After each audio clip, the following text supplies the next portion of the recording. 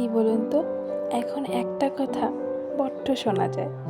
বেশিরভাগ মানুষকেই এটা বলতে শোনা যায় যে আজকালকার ভালোবাসাগুলি নাকি টেকেই না।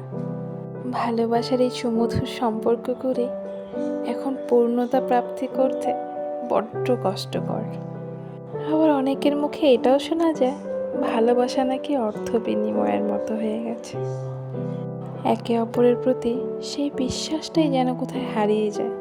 তাই হয়তো ভালোবাসার সম্পর্কগুলি পূর্ণতা প্রাপ্তি করতে এতটাই কষ্টকর হয়ে পড়ে।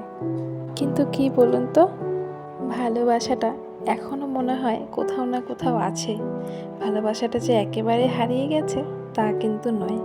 বলতে গেলে প্রত্যেকটা মানুষ কিন্তু একরকম হয় না, তবে প্রত্যেকের কাছে ভালোবাসার ডেফিনেশনটা একটু আলাদা আলাদা।